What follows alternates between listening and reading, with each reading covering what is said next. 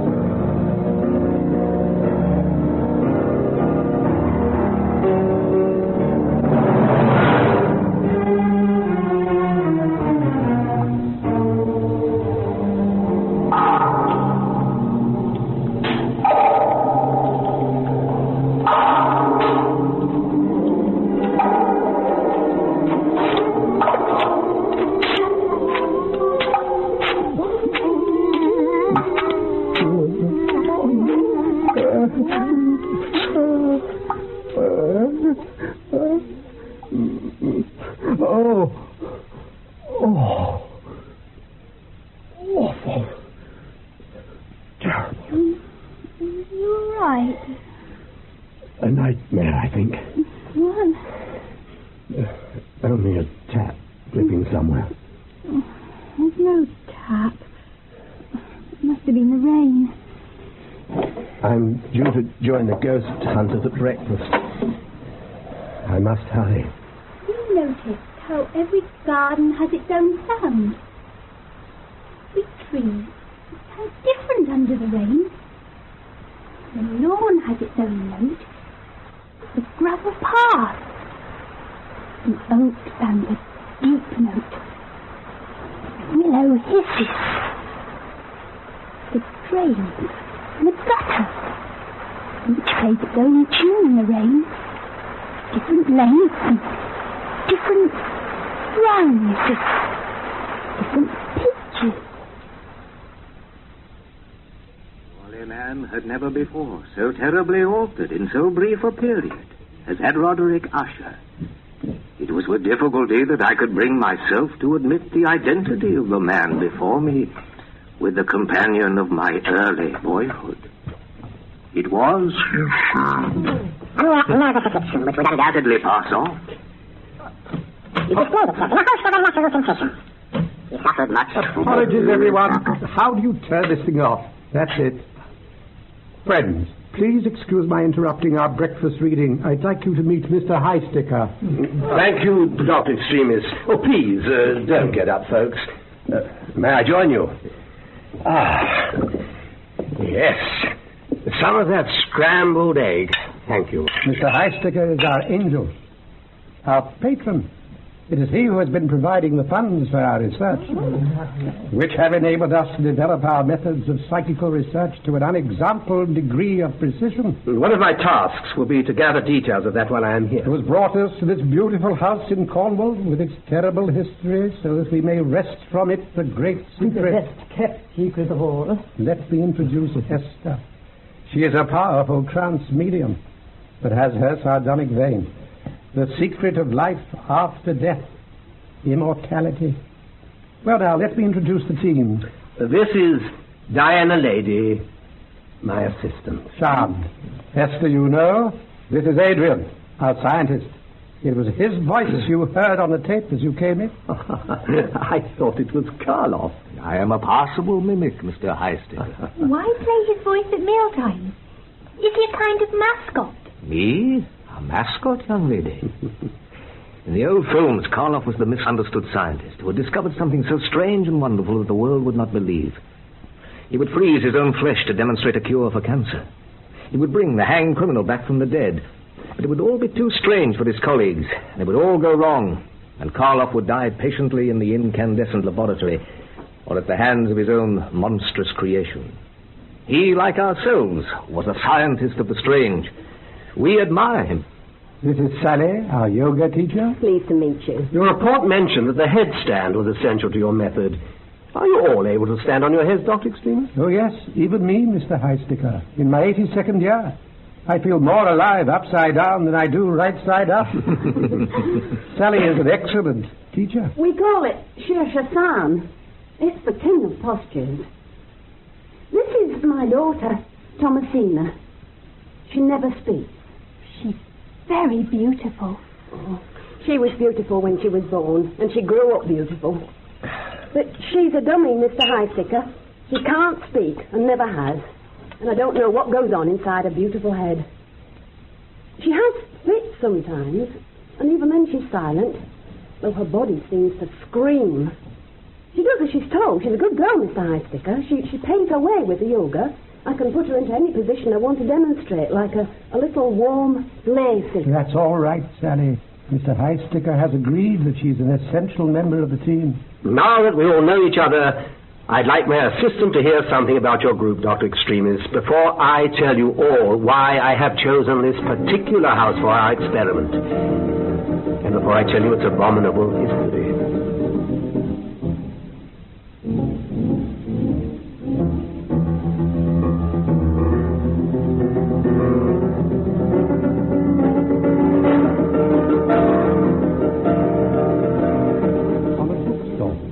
A pamphlet. At first I thought it was the usual privately printed magical rubbish. But as I read on, it spoke to my mind as well as my curiosity. He spoke of the quest for the golden fleece. Who did? All the title page tells us of his identity is the initials of his magical name, Frater CGS. But what interested me was that he combined the ideas of yoga and wireless. Wireless? Radio and yoga. He sees the immortal state as a stepping up of vibration. But let me give you his words, flowery, poetical, and old-fashioned as they are. He begins with certain mysterious aphorisms. They all do. The spiritual ends in its own state is imperceptible, and on a chain of emanations depends for its recognition. The sidereal body is the one wing which extends us across the gulf, and so on. If those wicked attempt to enter the state of paradise before their purification is complete, they encounter the terrible face. Thank you, Adrian. Dr. Extremis, Bernard, you told me last night you had already found a sensitive spot in the house. Yes, we have. I'll show it to you in a minute. Does it always respond? It has, whenever we've tried it. Oh, you mean you found a really haunted room? It's quite near. Just behind you, Diana. The rosewood door by the window. The little room panelled in rosewood. I peeked in there yesterday. It was all right then. You don't know how to provoke it, Di. Please, go on, Bernard. Just a sec. If it's really haunted, well, doesn't that mean that you've proved your point already? Just because a room screams, it doesn't mean that the human race is immortal. I'm afraid it just means there's a screaming room. Well, after the aphorisms, Frater CGS consents to give some diagrams which are about how to breathe. He says, the convolutions of the brain hug the nous, that is the intelligent spirit, in their embrace. Our work is liberating this by the 10 methods of breathing, which are the 10 commandments. It appears that the headstand releases the top-heavy cerebral convolutions, which with their weight press the nous down. Frater CGS, I expect the initial stand for some Latin magical motto, now comes on to wireless. Radio, which he describes in his highly poetic fashion.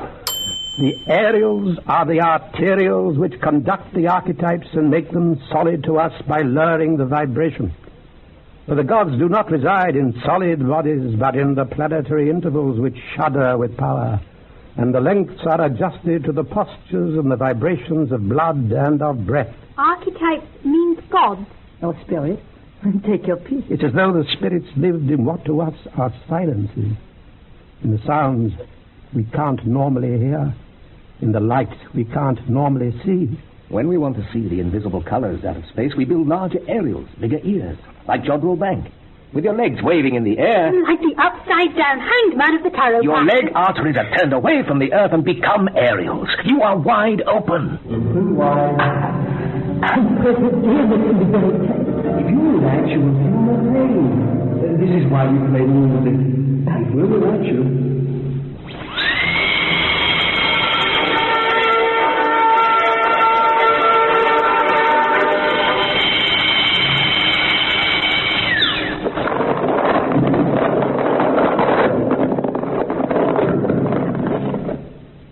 That's all the drilling we need today. I quite enjoy it. All almost the first thing he did to amuse his guests was to hang the band upside down and cut their throats. I'm not trying to shock you. This was Rosso's magical massacre. His intention was, by killing as many people as possible here in ways as unpleasant as he could devise, to create a haunted house. A house between the worlds. He threw a big party. They played party games, and the forfeits were murder. Yet his guests played willingly. They believed the house would be their threshold into immortality and their way back into life as spirits, because they had died, as it were, in fun. Ghosts like that might catch us in their games and make us pay their forfeit. Then we'd know it was true, which is what we're here to find out. You've noticed the little waterworks in the garden, and the fugu, a Cornish word. Tell us about the fugu. It's a stone-lined, blind tunnel into an ancient burial mound. No one knows what the old ones used them for. They are reputed to be haunted. If this one wasn't then, it is now. Rosso decapitated 5 of his oldest friends in the fugu. And in the waterworks, he and his henchpersons flayed 3 of the women. We shall visit these special places. There are bound to be important thresholds. Well, I think Rosso, with his magical massacre, was practicing similar arts to yourselves. Look, it's a gentle art. We are all declared pacifists. I see what you mean, Highsticker. Watch the fly there, feeding on the egg. Listen. You hear its vibration, its note, its individual signature? Watch now. Oh, you'd squash the harmless fly. No, I have altered its vibration. What do you think the golden fleece means, Dr. Extremis? More poetry, it seems. Part of the method is to vibrate a sound. The postures and the vibrations of blood and breath. Om, or a kind of howl, is often used. Sally has made us particularly good at that. CGS remarks, as the operator utters his weird lament, the wind sweeps through the chambers of his head. It is the self-generated breath which shines within and illuminates the dark body. Now, the brain is seen as a fetus floating in its waters, which quickens, and a certain dew oozes as diamonds ooze from the crater of a volcano. Now, hearken, this is that dew of the sages which captures in itself the shadow of the whole world. He means the whole universe, visible and invisible. It seems that the dew which reflects the whole world is caught like a net of jewels in the grey spider web of the brain, or like dew on a fleece golden with the dawn. CGS says, he has gained this right by cleaning the inside of his own cup, the skull, which beats in tranquility, pounded by the gentle mortar of the blood. In the inverted posture, the long staff of the aorta thuds on the stage of bone to say the curtain's ready to go up. The veil's ready to sweep aside. What was that? It came from the little rosewood room. Look, the door is slowly opening. It was a mere nervous affliction which would undoubtedly pass on. It displayed itself in a host of unnatural sensations. Adrian? I think Thomasina has turned the tape recorder on. Oh, she never does anything on her own accord, never. Never was the first time. He suffered much from a morbid acuteness of the senses. Turn it off. There's nothing wrong with this room. Come and look. I want to provoke it. Better not. The rat shows it is already aware of our conversation.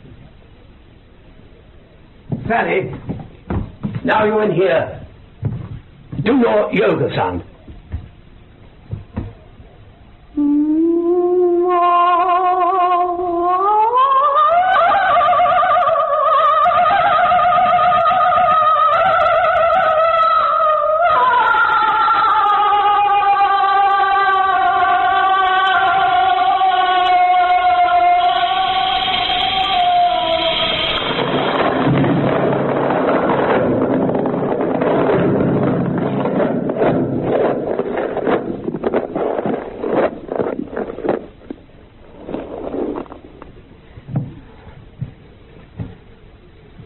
Is everyone all right?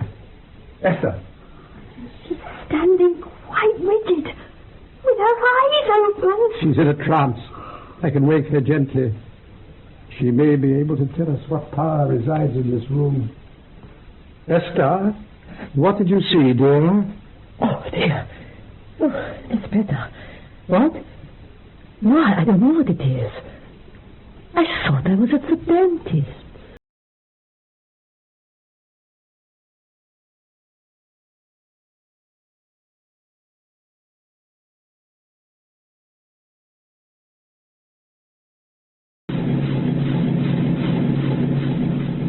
Nice little waterworks. Very ruskin. Very leafy in cast iron. Pillars, cornices. This is where Rousseau flayed the three women. His diary says he flushed their empty skins along those big transparent pipes. Look where the bubbles are fluttering upward, like spirits. It feels peaceful and fresh, with its controls and dials like the brass engine room of a clean little steamer. Water is pumped from the springs under our feet high up into the lake reservoir above us on the hill. On the night of the massacre, it is said that the blood of the women tinctured the whole reservoir. Magnificent. What was the explanation? If you come in here at full moon, at high tide, you can see an occasional swirl of red-coloured water in the pipes. It's iron ore from deep underground. Now there are sensors in the equipment that turn the pumps off when that happens and divert the water to run away down into the river. I love this place. All was cleansing, all was flowing. Even the murders must have been clean murders.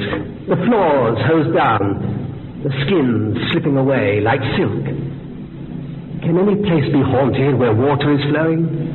That little flight of stone steps leading up to the blank wall, what's that for? Watch. Oh! Water's pouring down the steps.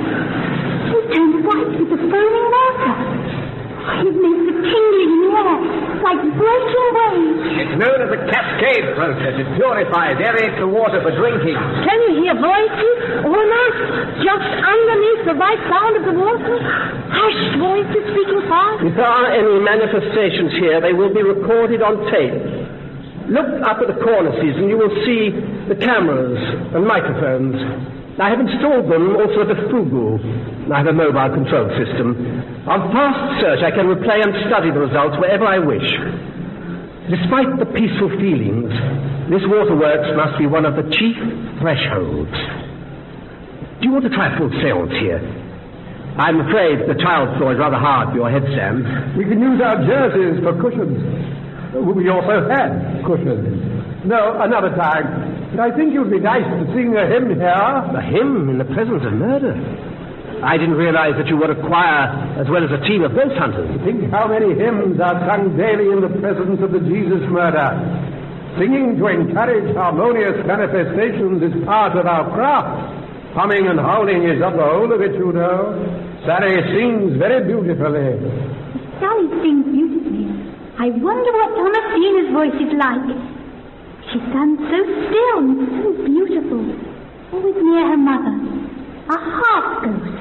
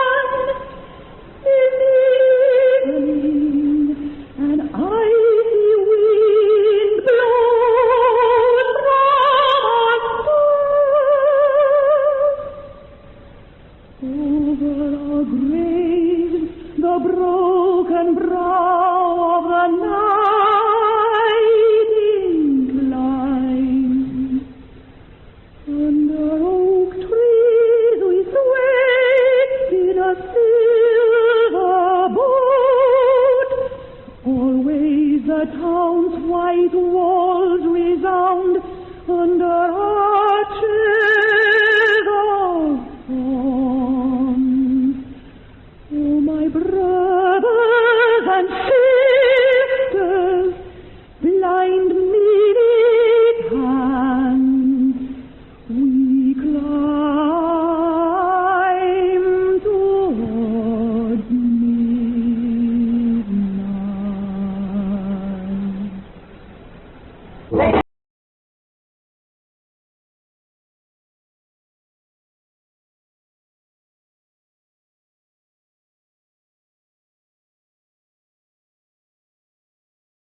The fugu lies under this bank at the end of the lawn.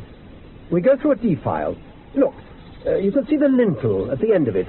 A seaside postcard, 2 astronauts on the moon. They have discovered a moon giantess. They find they are standing between her immense toes. One astounded astronaut, pointing straight ahead, exclaims in big black letters, "Gore!" Oh, extremely sexist. I heard that, Adrian. Surely the resemblance to the birthplace between the defile of these great green legs of lawn is no accident.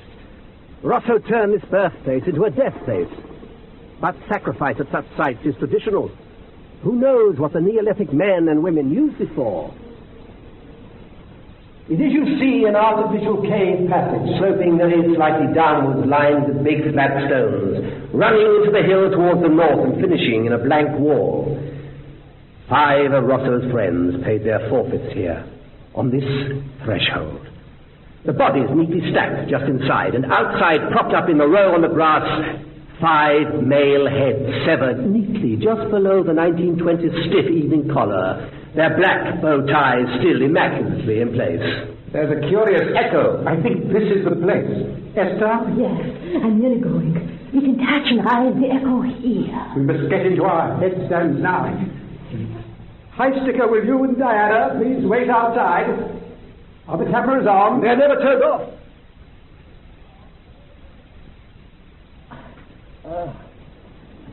Did you see that old goat? Putting his head and hands down like a teenager, levering himself up until his feet were where his head should be. Yet he doesn't fit. I guess the headstand is natural to him now. Upside down, he had the glowing face of a teenager. Walking upright must drain the blood from the heart and the head.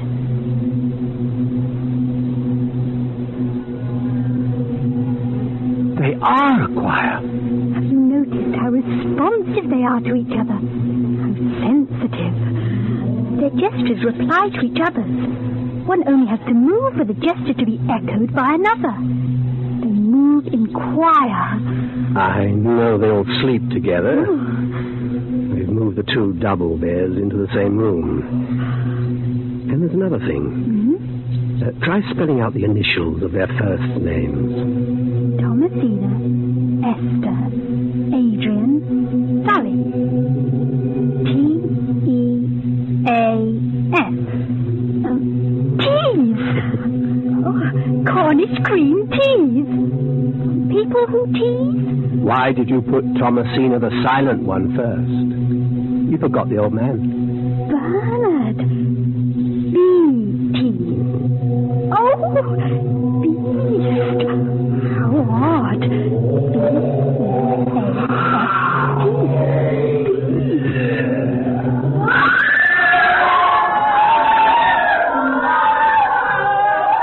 Like a lion roaring in anger, roaring for its meat. They're all running out of the cave. We've got to get Thomasina to the house. She said that.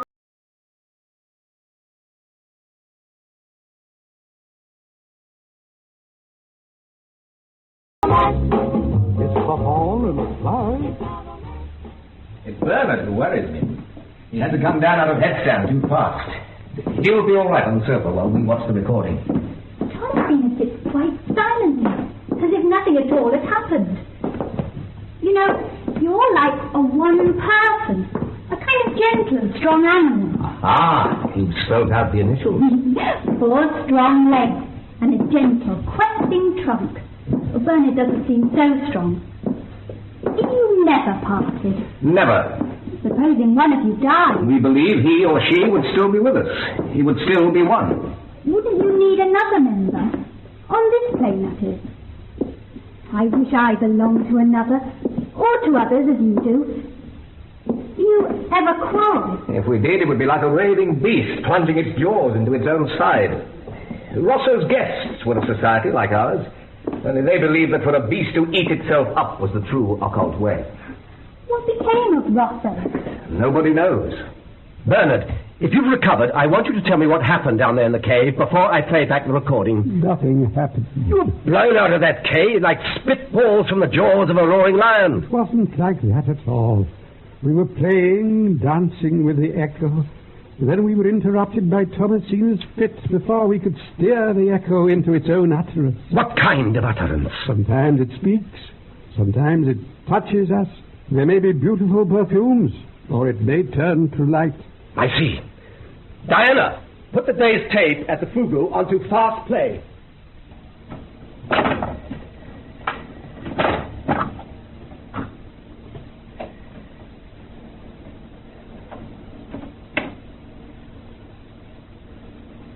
Here you are now, beginning your work, coiling up in your headstands. It's a very good picture, Mr. High Sticker. It's quite dusky in the cave. Sensitive tape, special wide-angle lenses. I want to turn the audio off so we can study the pictures. There. Look. Oh. Thomasina's out of her headstand. She's starting to buck and gasp on the floor. Here we all come down like felled trees. But that's why I broke the seance, Mr. High Sticker, why I went to her. She was crying out. She who's never uttered a sound before. Don't cry, Sally. Now she sits there, still and silent. Oh, will she ever speak to me? Perhaps she's in a trance. Look how she convulses with the picture. Now you're all rushing out, carrying Thomasina. I want to run the pictures back. Well, can we listen to my girl calling out? We will, Sally, but let's look at these pictures carefully first. I want to slow them down and establish exactly what happened. Oh, my dear, it was no fit. I've never seen yoga demonstrated like that, with such grace, even by my masters. I made her a little, warm, lay figure to earn her keep in my classes, and her muscles must have remembered through all the years of practice. The spirit of yoga speaking through her. Oh, show us again, Mr. High Sticker.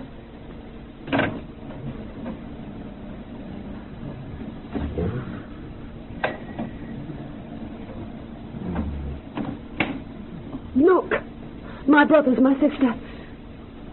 Sarwangar-san, Hua-san, Mutsya-san, Pushtimotana-san, Bahujanaga-san, Shulabha-san, Bahunua-san, Adha-Matsyenda-san, and Shirsa-san. The candle, flower, fish, forward bend, cobra, locust, bow, spinal twist, and headstand. My best pupil. It's beautiful. Now the audio. First, what do you think happened? We rode the echo. It became high-pitched. Like a dentist's drill. Something is drilling towards us from the other side. Then it rapidly changed pitch. Thomasina was shrieking and the cave was roaring. Let's play the audio at normal speed. It records as we all heard it. Now, let us slow the audio down. Thomasina's shrieks begin about now.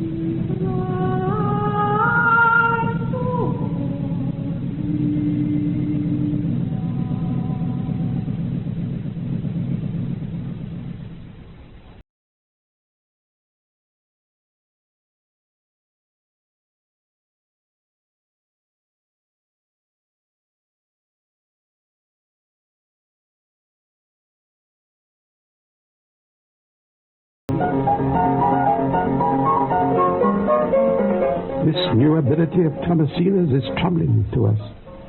I feel that we are now in imbalance. In some way we have closed ourselves, so we could not understand that the silence of one of us was full of power. Our organism, our syzygy, could not detect that she had developed at a higher rate of vibration than the rest of us. I want to suggest that each one of us now opens himself to solitary development. It will not be without its dangers. We do not yet know whether we are to meet in this house the spirits of great adepts making conscious passage between the two worlds, or murderous ghosts, or phantasmal apparitions merely conjured up by the legacy of Prater CGS. Each of us must go alone to one of these portals and open himself to the influence there. We've been together too much. Now we must separate to rejoin. We'll meet here in 24 hours. Now go to your chosen place, the waterworks above ground, the Fugu underground. Enter your posture, vibrate your tone, drill head first into the other world, meet head on those who seek to contact you from the other side. Whatever happens will be on tape. Nothing will be lost. Farewell.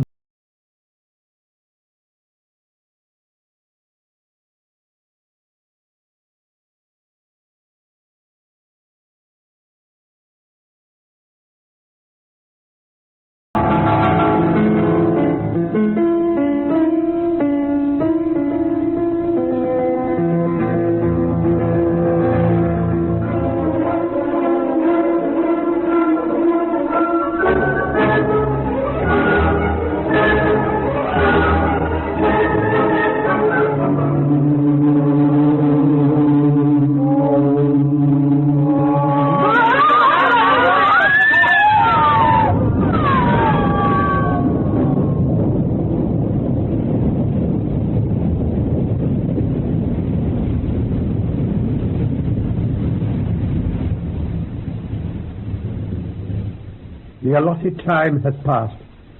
As the oldest and least interesting person here, I will speak first. I settled my cushion under my head, raised myself into sheer Shashan in the long dark tunnel of the Fugu. I saw your little camera on the ledge staring at me with its button lens. The daylight from the cave entrance threw my shadow into the darker shadow of the depths of the tunnel. Upside down as I was, I vibrated my low notes towards that blind end of the corridor. And what happened? Nothing very much at first. Nothing for quite a long time. Then I realized that I had been watching something without actually realizing that I had been doing so. It was a light. At first, nothing more. Then I saw that within it was a flickering, a light within a light. I relaxed on the strong pivot pole of my spine and settled down to watch whatever it was I was seeing, making a mental correction for the fact that it was upside down, or rather, I was. Then the light spread itself a little in a complicated manner I couldn't quite understand, and I realized that what I could see was a little stream running over stone steps at the dark end of the Fugu tunnel, at the dark, blind end. After a little, I realized the strange thing about the little stream. I smelt its zest in the air. The tingle of its cascade wafted towards me and invigorated and cheered me. I thought how like the cascade in the waterworks it was, but then I understood how different. The little stream was running uphill, up over the steps, deeper into the invisible recesses of the cave. I followed the water in my mind's eye, and it seemed to draw me onward. I must have fallen asleep then, as I sometimes do in a headstand, because I remember nothing else. I woke a little while later, still balanced in my posture, so I lowered my legs and spent a few minutes relaxing, feeling, as I always do nowadays, that I had been younger and more alive in the inverted posture. And then I came indoors. The cameras cover every part of the corridor. If your little spiritual staircase was really there, we shall see it. There you are, settling your cushion. There you begin your meditation by humming. Let us speed the tape up.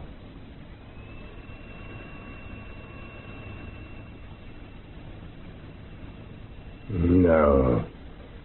Nothing. Blind stone blocks. No staircase. I didn't think it would show on tape. That zest in the air. What was the smell of spiritual water like? I can't describe it. It was like life. That's a most beautiful experience, Dr. Extremist, but I'm afraid that it gives us no material confirmation of immortality or survival after death. I have confirmation. Have you, Esther? I have confirmation of Rata CGS's vision at the very least. It's immaterial to me whether it can be viewed on tape or not. No physical recording would add to the conviction I feel after my experience in the waterworks. Please, go on. Like Bernard, I took a cushion for my headstand. As I settled into it, I watched the transparent pipe that in ordinary life ran upwards, now towering downwards. As I watched, a light blush of pinkish, polluted water passed through the machinery, and the note of the engine changed a little. The hard tires pressed through my cushion with the whole weight of the floor on my head. With my mind's eye, as they say the third eye, I followed the glassy pipes with their shivering bubbles to the very center of the earth. As I did so, the waterworks seemed to dissolve and topple into its water like a universal solvent, and the whole globe of earth rounded and became transparent, so that I seemed to balance on my head on the skin of an immense single drop of dark water over unimaginable abysses. I seemed to see the earth's very center of darkness, the place in the heart of water that has no dimensions but only place. But then, in that place that is no place, I seemed to see a whiteness like a snow of light gathering underground, launching into the dark drop that gathered and rounded and rose towards me. And I saw that it was an apparition of the blessed moon rising from the throbbing heart of water underground. And I blessed the rough, reflective face of the pock-beautiful moon in the earth floating up towards me, for I understood as I saw, as I stood on my head, the great dew or magic mirror of Frata CGS into which the universe for its contemplation precipitates its existence. That's no... And then I kissed my hand to the blessed moon and fell off my head. We've been replaying the video as you talked, and there you are. But as you see, no moon underground, no proof. Proof enough for me. As above, so below. Sally, you chose the Fugu. What happened to you there? Nothing really. Nothing. You were there quite a long time, Sally. Time passes quickly in those places. You mean underground caves? No, not really, no. In pubs. Not that I was a great one for pubs or clubs, but in my teens I used to like going to the club with my boyfriend on a Saturday night. Oh, that was a long time ago. But it all came back. I was back there again. At the club you used to go to as a young woman? They were all there. I've forgotten how many. Oh, I never forgot Sam. I was walking out with him at the time. But the old man was at the piano. I never liked him with his broken veins in his nose and his tobacco-stained eyes. And there was Jeff, the MC, in his long coat with spangles and his quiffed hair. And Sam was laughing, and he struck the table with his hands, and all the drinks flickered in their glasses, and the lights flickered, and there were soft thuds in the distance, and all the drinks flickered again. Well, Meg was there at the table, my Auntie Meg, so Sam and me had to behave. She was ever so fat, and never drunk anything but fizzy lemonade, which she got jolly all the same, as everyone else got jolly on the drink and the songs. Jeff liked us to sing, and he'd hurry the comedian off and get us to sing. And when he wanted our attention, he'd make his hand microphone howl terribly, as if by accident, and we'd all stop dead. Well, they were laughing at me because I got a bit tipsy, and I was showing off my yoga, and this was naughty. I took my skirt in my knickers, nobody seemed to mind, and there I was in my headstand, and all the faces staring upside down and laughing at me. And then I felt a bit of wind, so I got down and untucked my skirt and sat down again, as if I'd never been away. And Sam lighted me a cigarette, as they do in the movies, 2 fags in his mouth, both lighted and one handed to me. And I looked round me as I smoked. And I saw how many of the boys were in uniform. And the girls, too. And under the tables and chairs, those little square boxes you carried your gas mask in. And then I remembered that Sam had died in his Soldiers' War, and Big Fat Meg in the Blitz. And I caught Sam's eye, and he smiled at me, so I didn't know whether to scream or smile back, because I knew all these people were dead. And the thuds in the distance were coming closer. The drinks slopping over, and the dead lifted their glasses and drank to steady themselves. And I remembered that the club itself had gone in a direct hit, and I wondered if I would go with it when it went again. The thuds coming closer. But then I saw Thomasina sitting quietly at an empty table looking at me.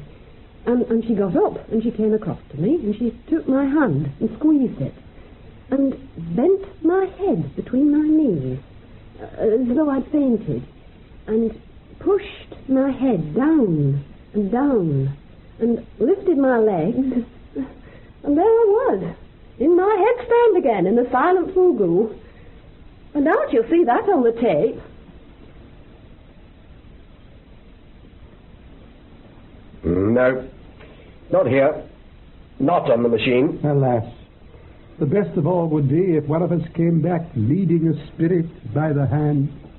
Thomasina sits all the time by the fire like a silent apparition. I met Rosso in the waterworks, and some of his friends. Did you now, Adrian? That's good. But it will leave traces. We'll have to see. I was in the headstand, all nice and stable, breathing well, when suddenly I found I was weeping. Tears were running upside down out of my eyes into my hair and soaking my cushion. Then I noticed Rosso walking towards me over the tiles, upside down and as solid as you are. I thought it was one of you, so I got down out of my headstand and shook hands. He clapped me on the shoulder and said I was a good fellow, and that he'd like to introduce me to his 5 friends from the Fugu, who came in their dinner jackets with nice square shoulders and sat in lapels. But naturally they had no heads anymore, or collars, but just a gristle and knob of bone sticking out of their necks. Somehow that did not seem vile or mutilated, no more so than the bare metal of an electric cable. And the great splashes of blood on their stiff shirt fronts were not like a butcher's shop at all, but like blooms in a garden of flowers. His 5 headless friends stood around supportively with arms folded or leaning against pieces of machinery as Rosso talked. And what he said was so gentle and persuasive that the empty space above their necks seemed to smile and be at ease. He said that he and his friends had come to explain his scheme, which was not so far different from our own. These friends of his he called his forerunners, people so devoted to the investigations that they had agreed to poke their head into the life beyond by decapitation to see what was there. He laughed aloud with his exceedingly white teeth and said that he wished he had thought of the headstand, because his friends, after they had poked their faces into the other dimension, intended to communicate their observations by writing, and it was extraordinarily difficult to keep a headless man's hands supple. I saw that the 5 smiling headless men were all holding great folio books under their arms, the places marked with quill feather pens. However, he went on, the shock of the chopper on the back of the neck did have the effect of propelling the soul a little further into the void, on the principle of rocket propulsion. So by that token, his records were correspondingly more profound. He suggested that I should try this out on my friends, but not to tell them beforehand, as they would not understand at first. Then he told me where to find the guillotine blade he used during his final experiment. He laughed heartily again with those white teeth when I told him our name for it, Magical Massacre.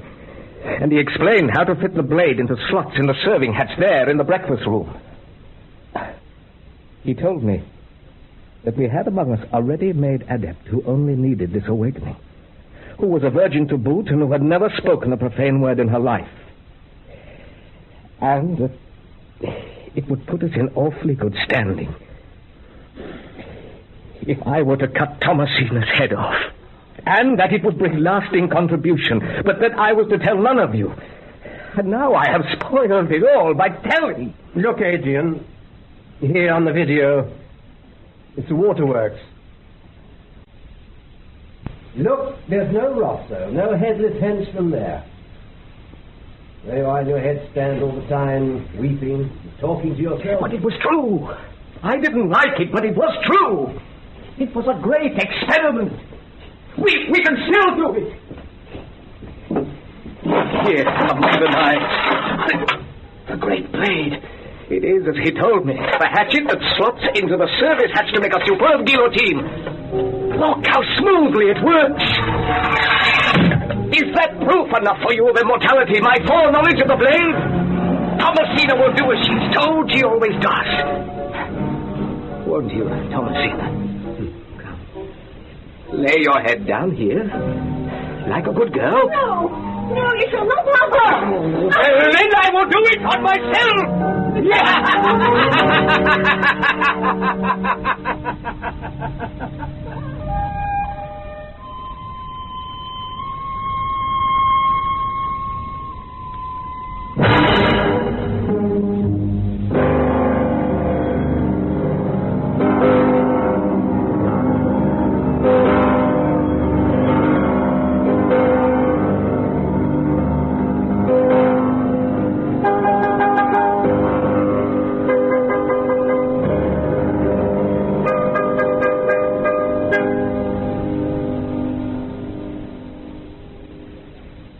Close one, lad. How is he? Quite calm now. Little weedy. I've given him a sedative. I feel a bit tired myself. Don't forget there's one last account to be told. Thomasina won't tell. Are you forgetting we have the video? I walked her into the Fulgo and moved her into a headstand, like a dummy. And she stayed there 5 hours. Nothing happened, as far as I could see. I watched from outside on the grass. God forgive me, I wanted her to have another fit. Then I undid her and walked her back. How still she is in her headstand. Thank goodness we have fast search. We've not your stamina, Sally, to watch 5 hours. On this equipment, we can run 5 hours in under a minute. Here goes.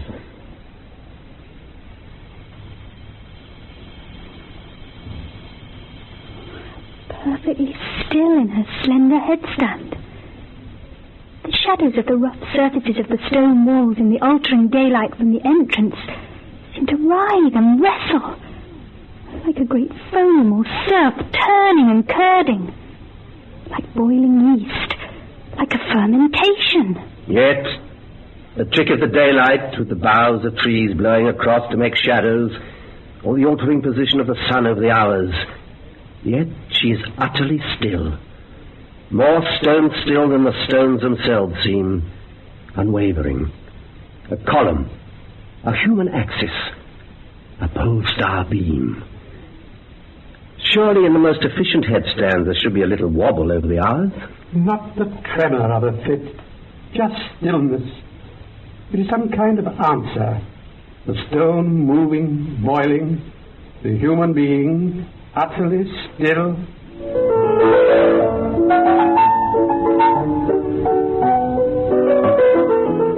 A philosophical answer, maybe, my Diana, but not a scientific proof of any kind, I'm afraid.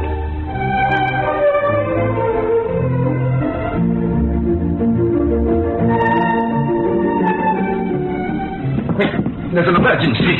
Stop and explain us. What's wrong? Over here. I can see he's in his headstand. What's wrong with that? He's had a heart attack. I daren't bring him out of his headstand. It would be too great a strain on his heart to walk upright. Well, how long can he stay like this? Indefinitely. He tried to come down out of it, but that started the attack again. Please, don't worry about me. I'm going soon. I yearn to know the secret of immortality. I long to travel the spirit road, to mount the spiritual waterfall I saw in my vision, to be a wayfarer ghost on that highway. But there is one thing. For me, the first step on that journey begins in the Fugu. I must pass out of my body there, in headstand, nowhere else. Not here. Please, not here. Here I may be caught among the desperate, wandering, bloodthirsty ghosts that infest this house. Please don't let that happen. How are you going to get him down there? Here, dive. And carry him to the Fugu as he is. Upside down? Upside down and without delay. Out across the lawn, down into the Fugu. Through the French windows. Come and look at this. The full moon is as bright as day. Where's the lawn? Why is the grass so dark? The garden is flooded. It's a lake of blood. And in it I see the moon, the blessed moon from under the hills. The full moon marks a trembling path over the waters, Bernard. That is not my road. Take me to the cave where I saw my vision. Woodrow will be underwater, like a steep cave in the high tide. How can we get to it? Those flashes of red in the glass pipe should have warned us. The tinted water from the underground springs in the high tide of the moon has been rejected by the pump. There must have been a flash flood of it that overwhelmed the drainage system to the river, and it's turned the whole garden to a lake of reddened water. I heard the sluices opening and shutting in the night, like a great beast turning over in its bed. I cannot travel the moon's path over the lake of blood. We'll find a way, Dr. Extremis. But I do not want to die on the shores of blood. He's in a panic. We'll have to do I something. shall be caught among the tangled ghosts of blood. Dr. Extremis, it's very, very beautiful. The moon has nothing to do with these gangsters. The white road of the moon, it's a thoroughfare. You could travel it. Oh, let me see it. Lift them up, everyone. There you are, sir. Oh, it is so beautiful. Look, he is kissing his hand to the moon. The road is breaking up. The road is shivering into zigzags. Who could travel this tearing path? It's nothing but a little breeze, sir. No, it's not. Look! The lake is sinking. There's a mound with its defiles and the doorway rising out of the water. I can die where it was appointed, underground. The grass will be stopping. It'll be a quagmire. Never mind about that. Open the window. You can get along the chair and the gravel path.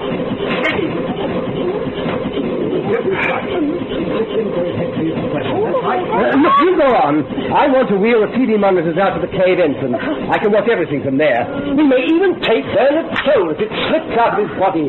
What a front-page picture that would make! Diana, will you please take that box of candles and the matches and the big torch? Down here. Be careful. Keep his head down. Slightly. Put the cushion down evenly. It's nearly gone. Give me the candle. It was like the wall. Let there be a clean of light from under the water. Let us all adopt his pose. The king of hostages. Sally, please put Thomasina into the headstand. Here, a little further along the passage. The rest of you, give him room. I shall see him out this way. We shall travel as far as we can take him in our companionship. Come away, Diana. This is not for you. We can watch together on the monitors. I put them up here, just outside.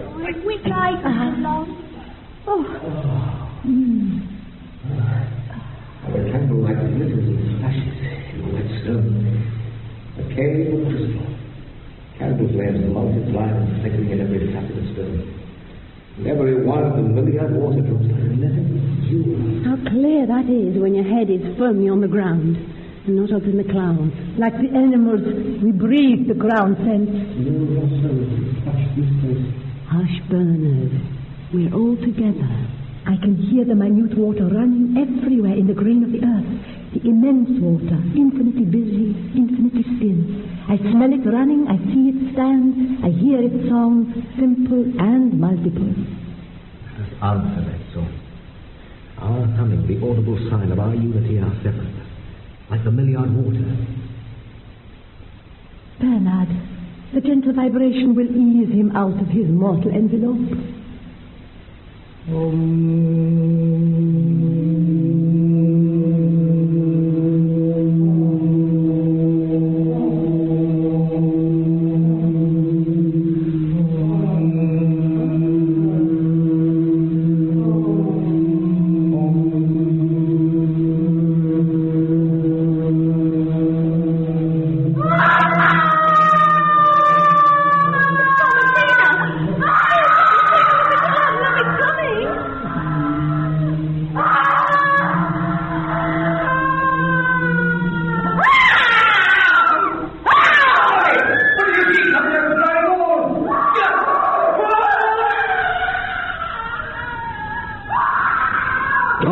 They've started yelling. They're all falling off their heads. They're scrambling about in the mud in fits like Thomasina. They pull themselves up and stare at something coming at them from down the corridor. What can it be? The end camera's jammed. I can't see what's coming. They're pulling themselves out of the red mud. Ah, the camera's free. Now I shall see. Nothing. A blind corridor. Your camera sees nothing. Tell me what you saw in the fugu which made you all scream and run. My temples, we saw... You're all covered in mud, Esther. What did you see? Tell me what you saw. I can tell. It was, The ultimate... The secret. Do you know the secret? It's all been so fast. I don't know. Yes, it happened so fast. It was so quick. I'm forgetting even as I think about it. Look back at the cave. How brilliantly it sent its light outwards along the defile. And the great shadow hanging in the light like a man hanging upside down. Oh, poor Bernard. He couldn't run from that. Perhaps one does not run from that. Yes, he is dead now. His ghost might be lingering, entangled in your screams. Give me a hand there. Well, you're not bringing those monitors into the cave with Bernard still warm in his headstand. You owe it to your dead friend.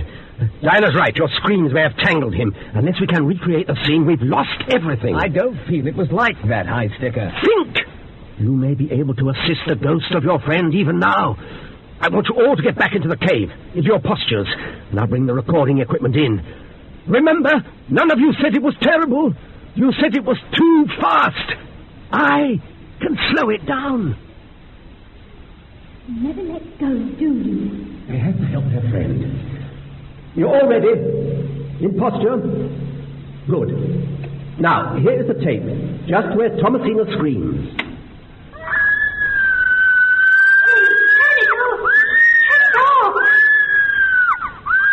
Steady, everyone. Now I will play it back, slowed down.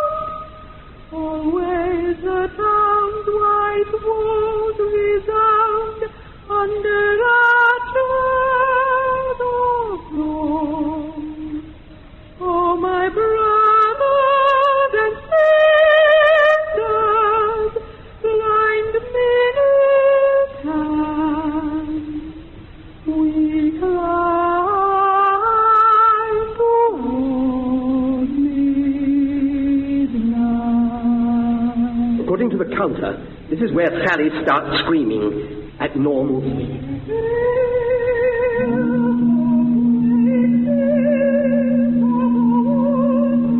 And Adrian, Esther, and Bernard. You hear? There are more than 4 voices. Our friends are singing to their recorded voices. But there! Do you hear? That is dead Bernard. To his own voice. The planet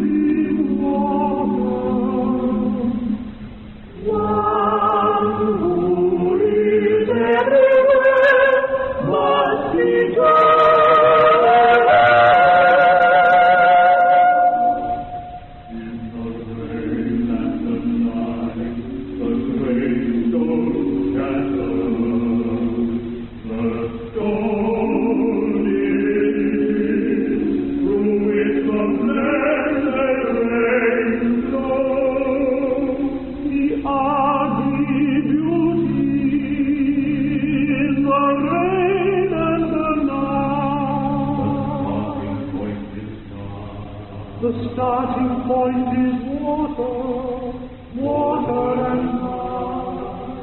And the odor of a happy ground in the chattering rain and under the ground, in the glitter of the eyes of fingers flowing in the streams,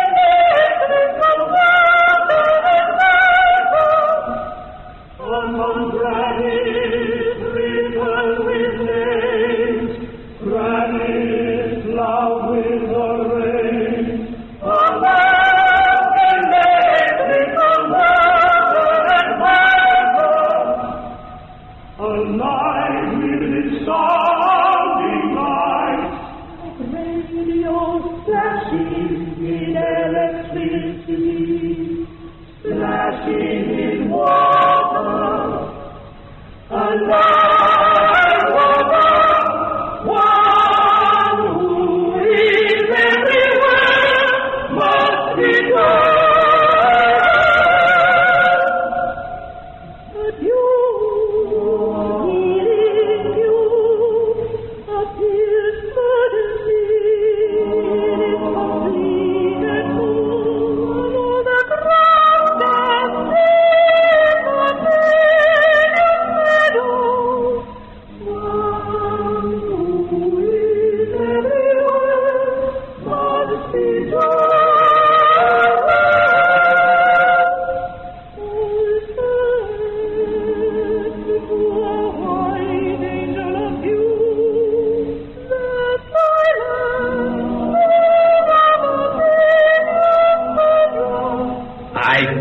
don't believe a word of it.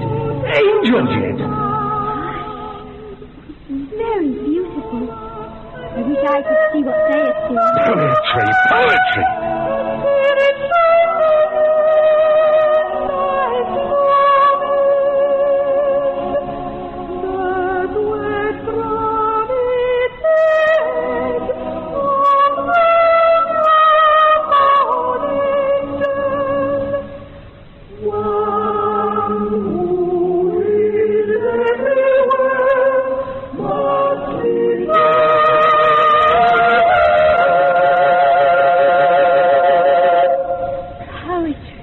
Something you can get on video. A secret. Maybe that's the secret. It's everywhere, but you can't get it on video. If it's real, it'll record. Listen, they all thought the correct entrances into the other world were the waterworks of the Fugu, because that's where the bodies were found. I went along with that, but now, think. Where was the first manifestation? In the little rosewood room. And remember how Bernard shied away from it? You can't leave them now. Not while they're worshipping. It's okay. The tape's running. It's only midnight. The little rosewood room. Don't you see how the grain of the wood is like water flowing, but slowed down until it's solid? All trees are shaped by the water flowing through them. Singing. But here we can see and touch the flow. It is in our vibration.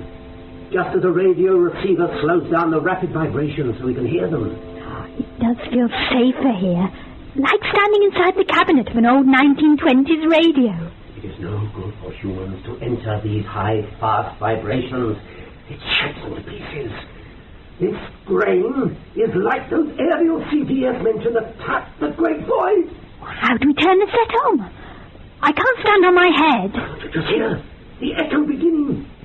How to turn up the volume? Simple. Touch wood and scream.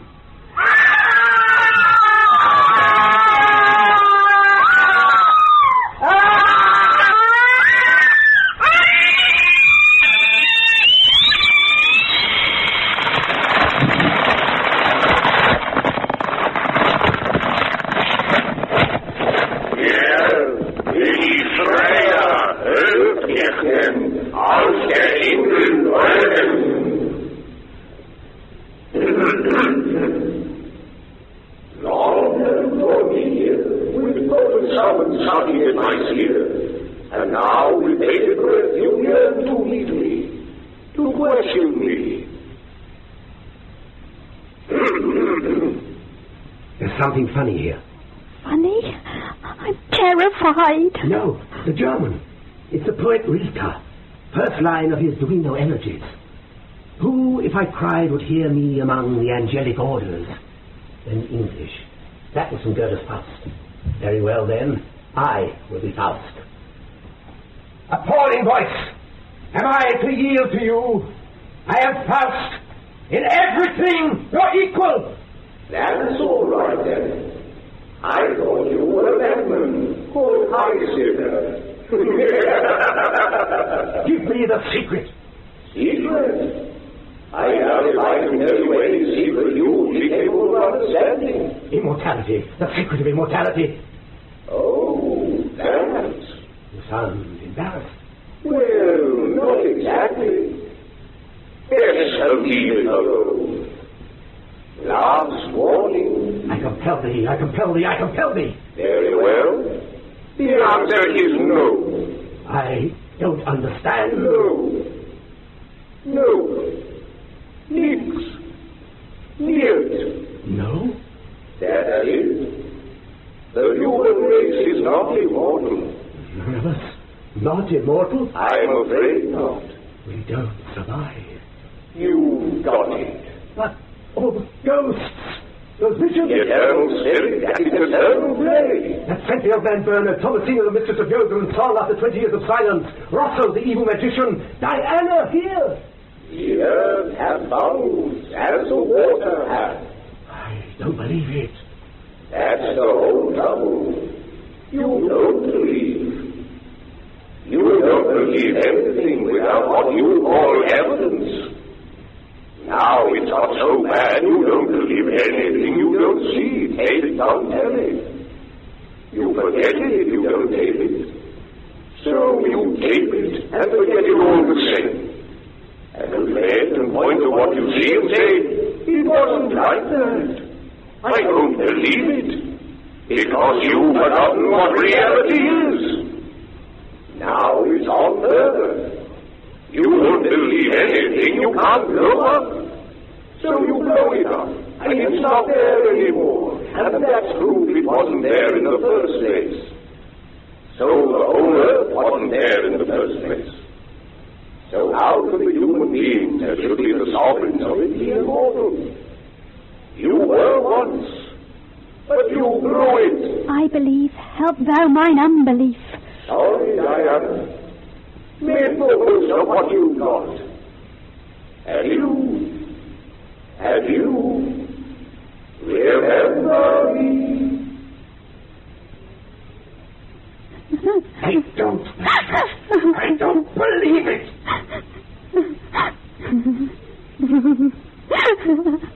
Don't believe. Don't believe. But that's just why we have no souls. We don't believe. No. What a wickedness of spirit. A good spirit has got to be so cruel as to tell us we are not immortal. Ergo, how can we believe what it says? It was a demon. And if we had known the demon's name, he would not have caught us. His name. Do you know his name? Can't you see? It must be the one who trapped us in the beginning. with his precious pamphlet and his topsy-turvy headstand. It must be CGS, the blessed Frater CGS. And now I know what the initials stand for. His full magical name. Knowing it, I am free. CGS? What is it then? Crush grotty sorcerers. Can the general shit? Diana, the initials stand for sanity. Frater CGS. I feel I have been driven sane. CGS. Cum grano salis. Take it all. Take it all with a pinch of salt.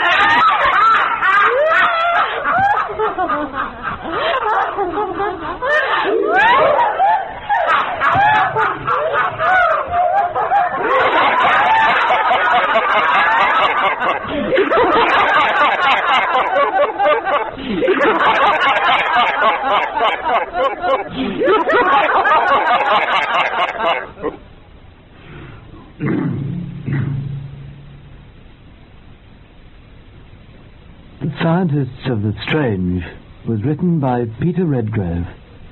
The cast: High Sticker, Conrad Phillips; Diana, Sarah Jane Bickerton; Bernard, Nat Brenner; Adrian, Alan Moore; Esther, Susan Engel; Sally, Amanda Murray; and the dentist, Matthew Adams.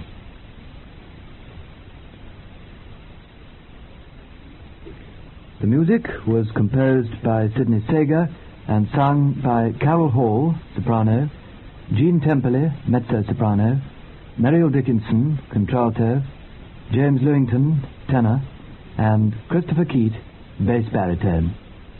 The keyboard instruments were played by Leslie Pearson. The program was directed in Bristol by Brian Miller.